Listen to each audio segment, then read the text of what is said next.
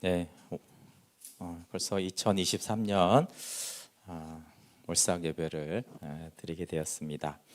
네, 다윗의 길과 솔로몬의 길이라는 제목으로 월삭 예배 말씀 나누겠습니다.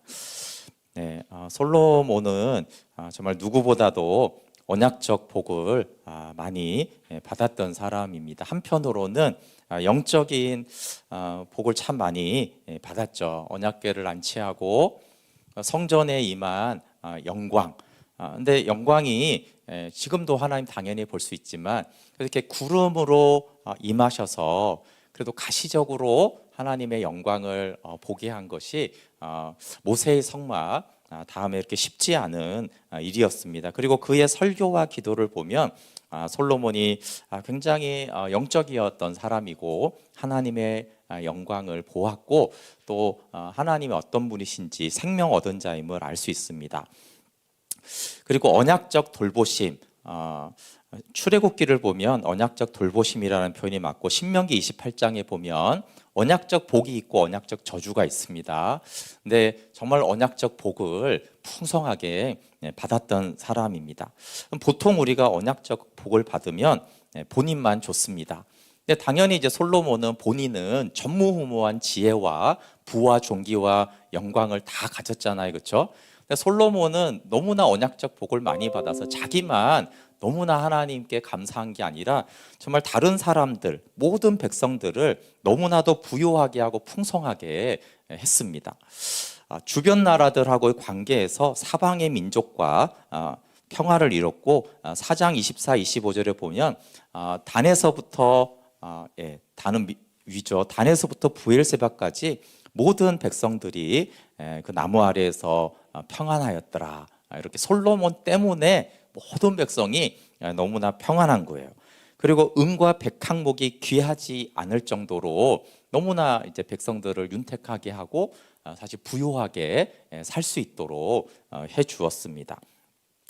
그러면서 5장에 가면은 사방에 태평을 주시어 원수도 없고 재앙도 없었다 이렇게 말씀하고 있어요. 그러니까 본인만 듣는 마음을 구하면서 언약적 보관에 거했던 것이 아니라 정말 너무나 많은 모든 백성들에게 솔로몬으로 인한 화평과 부요함과 평안이 가득했던 그런 복을 받았습니다.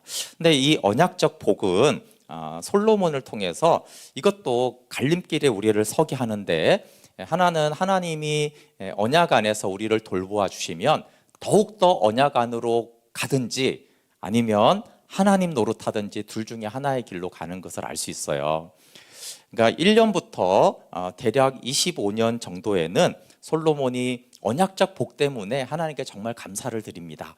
야, 이거 하나님이 주신 거야. 저것도 하나님이 주신 거야. 이러면서 늘 하나님이 하셨다고 하고 하나님께 어떻게 하면 영광을 돌릴 수 있을까? 그러니까 이게 하나님이 주신 언약적 복이니까 그렇게 늘 하나님을 더 영광 돌릴 수 있는 것들을 생각하고 성전을 지었습니다. 근데 이제 또 13년부터 그러나 또 25년에는 언약 안에 거하면서도 동시에 왕에게 주신 말씀을 조금씩 떠나는 것을 알 수 있습니다.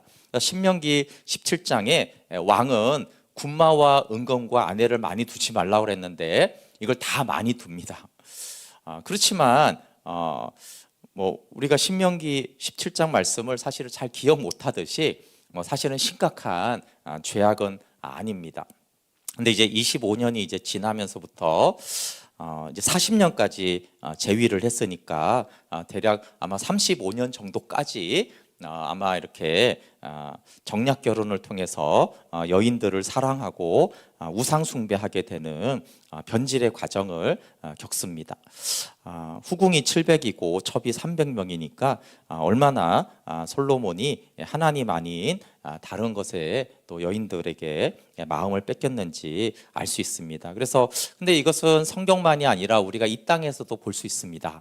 하나님의 언약적 복을 받은 사람들은 한쪽으로는 어떤 사람은 더 하나님 사랑하게 되고 한쪽으로는 이제 교만해져서 하나님을 점점 떠나게 되는 두 길인데 솔로몬을 통해서 알 수 있는 것은 한쪽으로만 쭉 가는 게 아니라 어느 기간에는 하나님이 주신 그 은혜로 복 때문에 더 하나님께 나갈 때가 있고 또 어떨 때는 하나님이 채워주신 것 때문에 오히려 세상으로 교만하게 나아갈 수 있다는 것을 알게 됩니다.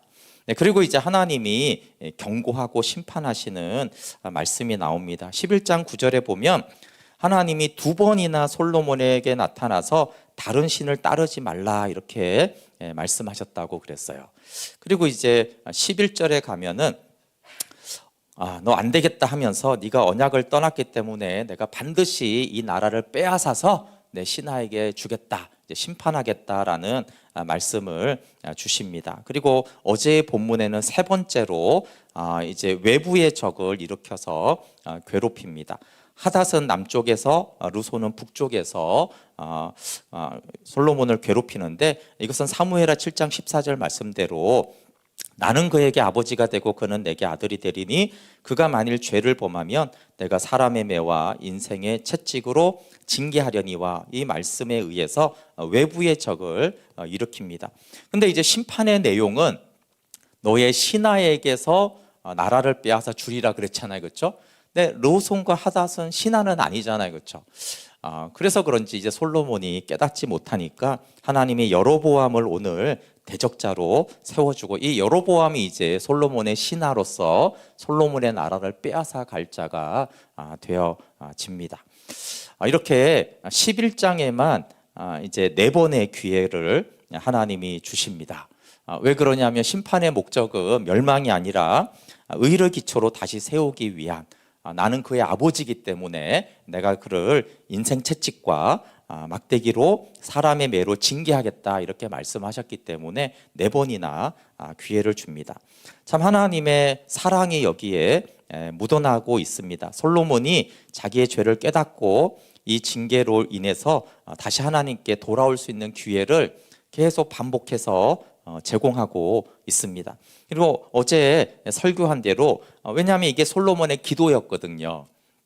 솔로몬이 항상 그랬잖아요. 주께 범죄하였을 때 하나님이 징계하시면 이것을 징계 중에 어느 때 깨닫고 주께 돌아와 기도하면 주께서 죄를 사하여 주시고 다시 회복시켜 주시며 그리고 주를 경외하게 하여 달라고 그가 기도했어요. 그러니까 이거를 솔로몬이 알고 있는 거잖아요, 그렇죠? 물론 세월이 지나서 자기가 기억하지 못할 수 있지만 사실 솔로몬이 영적으로 알고 있던 지혜였어요. 그렇기 때문에 하나님은 솔로몬이 이 기도대로 돌아오기를 원하셨던 거죠. 그래서 계속해서 네가 기도했던 대로 돌아와야 된다. 근데 참 사람이 연약합니다. 우리가 아는 대로 사는 게 아니고 그렇잖아요. 제가 설교하는 대로 살 수 있으면 얼마나 좋겠어요. 그리고 우리가 기도하는 대로 다 살 수 있으면 얼마나 좋겠어요. 그러니까 솔로몬은 정말 진심으로 그렇게 기도는 했지만 사실 자기 기도대로 살 힘이 솔로몬 자신에게 없는 것을 볼 수 있습니다. 그러니까 솔로몬은 특별히 안타까운 거죠. 왜냐하면 그 8장에서 솔로몬이 기도한 대로 자기 기도대로 깨닫고 못 돌아오는 거예요. 전혀 딴 얘기를 하고 다르게 살았다면 그럴 수 있는데, 그가 얼마나 언약을 백성들에게 너희들을 하나님의 언약 안에 거해야 된다, 그럼 하나님 너희를 돌보실 것이다 이렇게 가르쳤고, 또 자기가 하나님의 영광 앞에서 그것도 손을 하늘에 들고 기도하다가 어느 끝날 때 되니까 무릎을 꿇고 손을 하늘을 두고 기도했어요. 그러니까 원래는 서서 기도하다가 무릎을 저절로 꿇었어요. 그럴 때 있잖아요, 그렇죠? 그러니까 그 기도가 얼마나 중심이었고 은혜가 충만했던 기도였는지를 알 수 있는 거예요. 근데 그 기도대로 하나님께 돌아오지를 못합니다. 그리고 하나님이 이제 여로보암을 세우는데, 그럼 여기 오늘 본문에서 여로보암을 왕으로 세우는데 왕으로 세우는 이유가 나옵니까? 나오지 않습니다. 우리가 자주 늘 하는 생각, 하나님 왜 이 사람을 세웠을까, 나를 세울까, 이런 말씀을 하는데 성경의 대부분은 나오지 않습니다. 아브라함부터 이유가 없어요. 그래서 성경이 오히려 강조하는 건 뭐냐 하면, 오늘 본문에도 다윗을 뭐라고 말하면 내가 택했다 이렇게 나옵니다. 뭐 다윗이 이렇게 해서 그런 게 아니고 내가 택했다, 내가 아브라함을 불러냈다, 이렇게 말씀하시는 은혜로 선택받은 것을 말씀하세요. 그래서 여로보암이 뭐 이러이러한 조건 때문에 하나님이 그 애를 왕으로 세워주셨다 이런 말씀이 나오지 않습니다. 그러니까 늘 여로보암을 불렀을 때 여로보암도 내가 무슨 자격이 있어서 그런 게 아니라 하나님이 나를 은혜로 또 이렇게 왕으로 세워주시는구나 이걸 알라는 것이죠. 굳이 이유가 있다면 뭐예요? 33절에 그들이 나를 버리고 우상 숭배를 하면서 근데 그들로 시작을 했는데 뒤에 보면 그의 아버지 다윗이 행한 같이 하지 않고 내 길로 행하지 않았다 이렇게 말하면 솔로몬을 말하고 있습니다. 하나님이 가나안 땅에 대해서도 그렇게 말씀하셨어요. 너희 이스라엘 백성이 어떠해서 가나안 땅을 주는 게 아니라 그들의 죄악이 아직 차지 않아서 라고 말했어요. 그렇죠? 그러니까 가나안 족속이 죄 때문에 그들이 멸망했고 너희가 그 땅에 들어가는 것이지 너희의 어떠함 때문에 내가 약속의 땅을 주는 것이 아니라고 했어요. 근데 이게 33절에 솔로몬이 나를 버리고 이렇게 안 하고 그들이 나를 버리고 뒷부분에는 솔로몬이 아버지 다윗처럼 행하지 않았다라고 말하는 것을 통해서 뭘 알 수 있습니까? 솔로몬만 우상 숭배를 한 게 아니라 솔로몬의 영향 때문에 예루살렘에 있는 모든 백성들이 우상을 섬긴 것들을 알 수 있어요. 그래서 근데 이 백성들도 솔로몬과 함께 성전을 봉헌하고 그곳에 임한 영광을 같이 봤잖아요. 그렇죠? 근데 솔로몬이 하나님을 떠나서 변해가는 그 시간 속에서 백성들도 함께 그렇게 변해져 간 것을 알게 되어집니다. 여로보암에게 한 말씀의 요지는 다윗의 길만 가라는 거예요. 그러면 네 소원을 내가 다 들어주겠다 한마디로 그 말씀인데 우리 37절 38절 한번 같이 읽어볼게요. 시작. 내가 너를 취하리니 너는 내 마음에 원하는 대로 다스려 이스라엘 위에 왕이 되되 내가 만일 내가 명령한 모든 일에 순종하고 내 길로 행하며 내 눈에 합당한 일을 하며 내 종 다윗이 행함같이 내 율례와 명령을 지키면 내가 너와 함께 있어 내가 다윗을 위하여 세운 것 같이 너를 위하여 견고한 집을 세우고 이스라엘을 내게 주리라. 네, 너는 내 마음에 원하는 대로 다스려.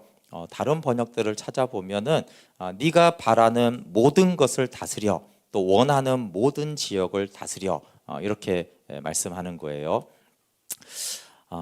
그러니까 네가 원하는 대로 다 다스려라. 네가 원하는 것을 내가 다 줄 테니까 다 다스려라. 근데 딱 한 가지 조건만 말하잖아요. 그렇죠? 근데 네가 다윗의 길로 가면 된다. 이렇게 말씀하세요. 여러분 여로보암이 대단한 사람은 아니잖아요. 그렇죠? 근데 38절에 보면 여로보암에게 이렇게 말해 네가 다윗이 행함 같이 하면 내가 다윗을 위하여 세운 것 같이 너를 위하여 견고한 집을 세워주겠다. 그러니까 다윗이 사실은 엄청난 하나님의 사랑을 받았는데 다윗만 편애한 게 아니라는 걸 알 수 있어요. 누구든지 네가 다윗처럼 다윗의 길을 가면 내가 다윗과 함께하고 다윗을 세워준 것 같이 내가 너하고도 함께하고 너를 다윗처럼 내가 세워주겠다 이렇게 말씀하고 있는 것이죠. 그러니까 여로보암만이 아니라 누구든지 다윗처럼만 가라. 그러면 내가 다윗처럼 너를 돌보아주고 다 채워주겠다. 그래서 여로보암에게 한 말씀은 딱 하나예요. 다윗의 길만 가라. 나머지는 네가 원하는 것들을 내가 다 줘서 네가 다 다스리도록 네 소원을 내가 다 들어주겠다 이렇게 말씀합니다. 그래서 하나님이 우리에게 원하는 것이 여로보암을 통해서도 한 가지인 것을 알 수 있어요. 이스라엘의 왕으로 세웠으니 얼마나 뭐가 많겠어요. 잘 생각해 보세요. 왕으로 세웠으면 너 이것도 해야 되고 저것도 해야 되고 백성들 잘 다스려야 되고 이렇게 해야 되고 우리가 뭐 대통령 공약만 보세요. 공약이 한두 가지가 아니잖아요. 근데 역시 여로보암을 통해서도 하나님은 딱 한 가지만 네가 순종을 한다라면 내가 다른 것들은 다 돌보아 주겠다 이렇게 말하는 것을 알 수 있습니다. 이제 11장 32절과 34절은 참 중요한 말씀인데 다윗을 위해서 솔로몬에게 은혜를 베푸는 거예요. 우리 32절 말씀 같이 읽어볼게요. 시작. 오직 내 종 다윗을 위하고 이스라엘 모든 지파 중에서 택한 성읍 예루살렘을 위하여 한 지파를 솔로몬에게 주리니. 34절도 읽어볼게요. 시작. 그러나 내가 택한 내 종 다윗이 내 명령과 내 법도를 지켰으므로 내가 그를 위하여 솔로몬의 생전에는 온 나라를 그의 손에서 빼앗지 아니하고 주관하게 하려니와. 이게 솔로몬에게 원래는 다 뺏어야 되는데 솔로몬에게 다 뺏지 않고 한 지파 유다 지파를 주겠다는 것이고, 34절에는 생전에는 나라를 다 주관하고 뺏지 않겠다, 이렇게 두 가지 은혜를 베푸는데 두 번 다 뭐라고 나오냐 하면 내 종 다윗을 위하여, 내가 택한 다윗을 위하여 이렇게 나옵니다. 솔로몬이 예전에 성전을 지었고 예전에 언약 안에 거했기 때문이 아니라 다윗을 위하여라고 말씀하세요. 우리가 하나님이 우리에게 은혜를 베풀 때, 야, 너 옛날에 헌신 많이 해서 내가 좀 봐줄게, 이런 게 아니고요. 하나님이 내가 내 아들 예수 그리스도 때문에 너에게 은혜를 베풀겠다, 이렇게 말하는 거예요. 그런데 이 은혜는 정말 놀라운 은혜입니다. 어떤 면에서 그렇습니까? 은혜라는 것이 보통은 우리가 그래도 예를 들어 이렇게, 주님 월삭 새벽 예배를 이 새벽에 나와서 드립니다. 주님 은혜를 베풀어 주십시오. 하나님, 제가 이렇게 복음을 전합니다. 제가 이렇게 하나님께 이렇게 하나님의 영광을 위해서 이렇게 합니다. 은혜를 베풀어 주십시오. 이런 것들이 당연히 일반적이잖아요. 왜냐하면 네가 언약 안에 거하면 내가 돌보겠다라는 것이 언약 공식입니다. 근데 오늘 여기 솔로몬에게 베푸는 은혜는 뭐냐면 언약 공식이 아니에요. 솔로몬이 지금 어떻게 하고 있어요? 솔로몬은 회개도 안 하고 기도도 안 하고 언약 안에 있지 않아요. 계속 돌아오라고 회개의 기회를 주면 거절하고 점점 더 악해져 가고 있어요. 그리고 하나님이 심판을 집행하시면 그 심판을 거절합니다. 그러니까 솔로몬이 하나님을 떠나서 말씀도 안 듣고 점점 악해져 가고 있는 그 상황에서 하나님이 다윗 때문에 솔로몬에게 은혜를 베풀 때 있다는 거예요. 솔로몬에게 다 빼앗지 않고 그의 살아있는 동안에는 내가 그를 비참하게는 하지 않겠다라고 말씀하는 것입니다. 굉장히 특이한 은혜죠. 보통 우리가 언약 안에 거하고 순종할 때 언약적 복을 주시고 은혜를 베푸는 것이 정상인데, 이때는 언약을 떠났을 뿐만 아니라 너무나 악하고 심판이 집행 중인데 그 안에서도 언약을 베푸십니다. 우리가 언약을 떠나서 심판을 받고 심판이 집행되는데도 심판을 안 받아들이고 회개를 안 하고 점점 내가 악해져 가고 있어요. 근데 하나님이 뭐라고 하냐면, 그래도 내 아들 예수 그리스도이기 때문에 내가 너에게 다 빼앗지 않겠다, 너에게 남겨주겠다, 이렇게 말하는 거예요. 그러니까 우리가 이전에 뭘 해서 아니라 전적으로 예수님 때문에 베풀어 주시는 은혜입니다.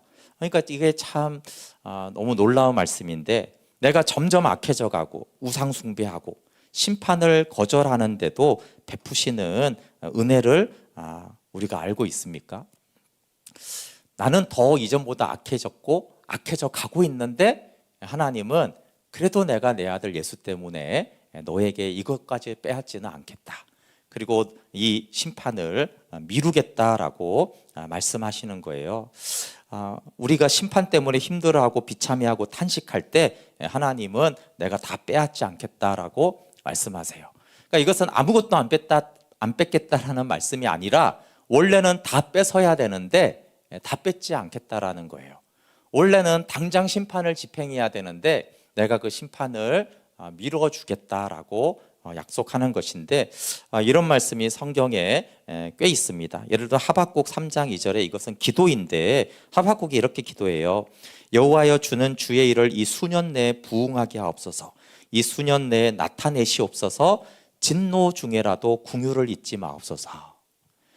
진노가 집행될 수밖에 없고 진노가 집행되고 있는데 그래도 궁유를 베풀어 달라는 기도를 하박국이 하는데, 솔로몬에게 지금 이렇게 하고 있는 거죠.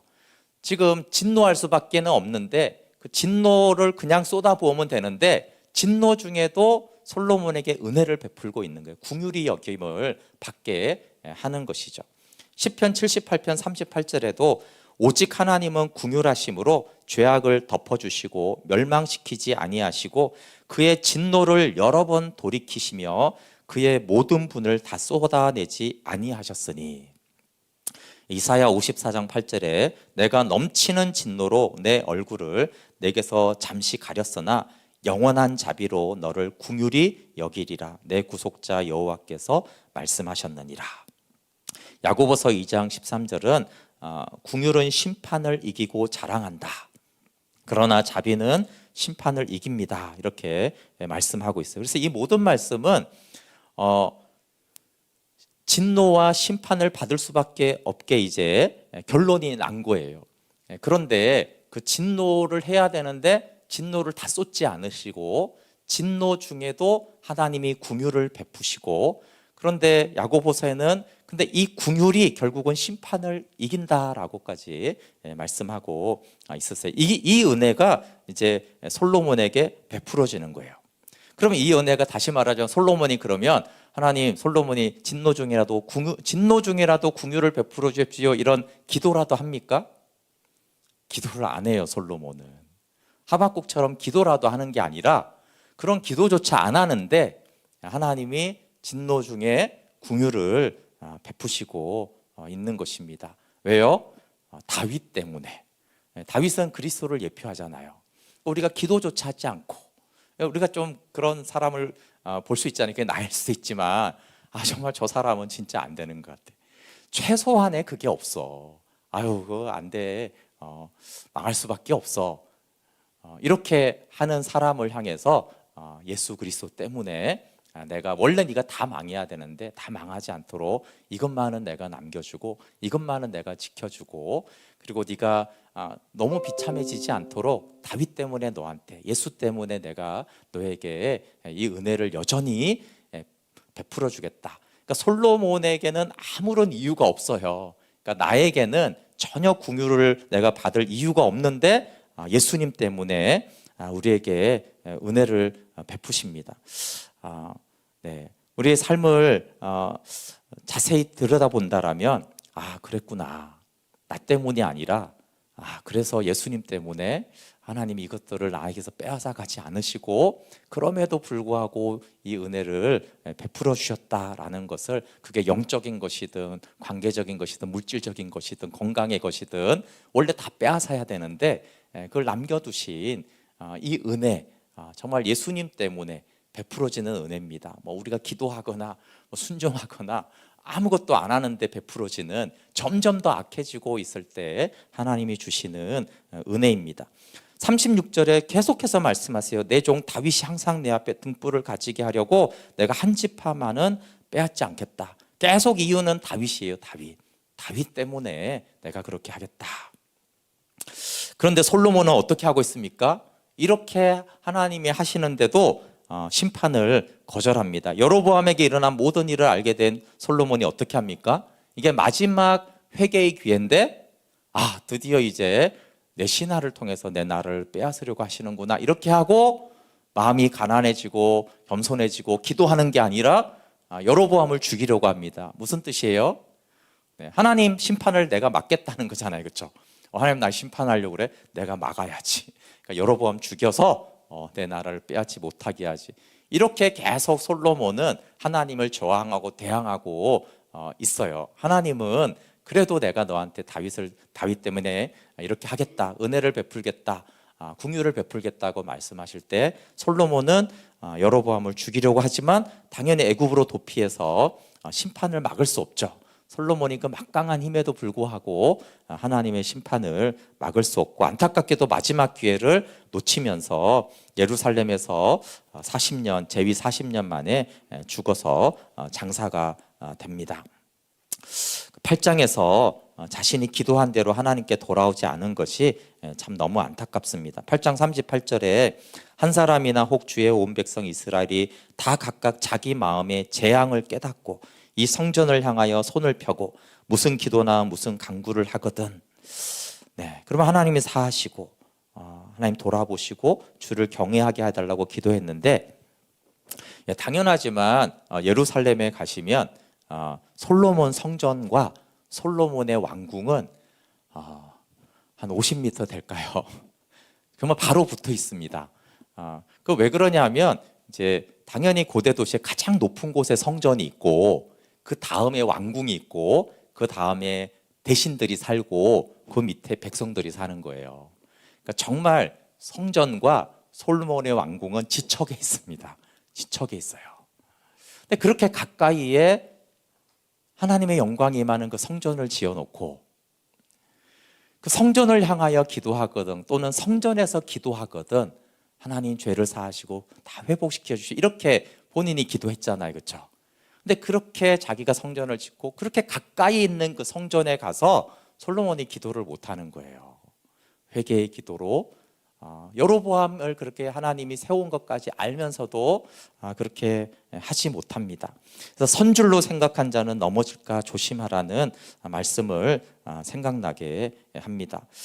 솔로몬을 통해서 두 가지를 알 수 있는데 정말 성령님의 도움이 없으면 인생 채찍으로 징계해도 깨닫고 회개할 수가 없는 것이 우리 인간의 마음이구나. 그래서 인간이 대단한 걸, 솔로몬이 대단한 걸 한 사람이지만 전적으로 또 무력하다라는 것을 알 수 있어요. 정말 성령님 도와주십시오. 그러지 않으면 우리가 죄를 짓는다고 회개할 수 있는 게 아니고 우리가 상황이 비참해진다고 겸손해지는 게 아닙니다. 그렇지 않아요, 그렇죠? 망한 사람들이 다 겸손해지답니까? 그렇지 않습니다. 망해서 사람이 겸손해지지 않고 정말 성령께서 함께 하셔야지 비참한 가운데 내 마음이 겸손해지고 죄를 짓는다고 다 회개할 수 있는 것이 아닙니다. 성령님의 은혜가 있어야지 회개할 수 있는 것을 통해서 솔로몬을 통해서도 알 수 있고 죄의 세력을 이길 자가 누구인지를 질문하게 되어집니다. 솔로몬은 영으로 시작했다가 육으로 끝난 사람인데 참 듣는 마음을 구하고 그래도 한 25년 재위 기간 동안에 하나님이 주신 것들로 인해서 감사하며 언약 안에 거했습니다. 근데 이런 전무후무한 부강한 왕노릇이 30년이 지속되면서 조금씩 말씀을 떠나기 시작했습니다. 그럼 죄의 세력이 두 가지를 알 수 있는데 아주 서서히 그리고 아주 확실히 솔로몬을 속여서 사망으로 이끌고 있습니다. 솔로몬은 왜 변질했을까 이런 생각을 많이들 말합니다. 저도 예전에 청년 때는 솔로몬이 참 어리석어 보였습니다. 솔로몬은 왜 그랬을까? 근데 지나고 보니까 솔로몬을 그렇게 쉽게 말하는 것은 세 가지를 모르는 것인데 첫 번째는 죄의 세력의 파워와 강교함이 잘 모르는 거예요. 솔로몬처럼 지혜로운 사람이 없는데 그 지혜로도 죄가 강교하게 속이는 그걸 이기지 못했어요.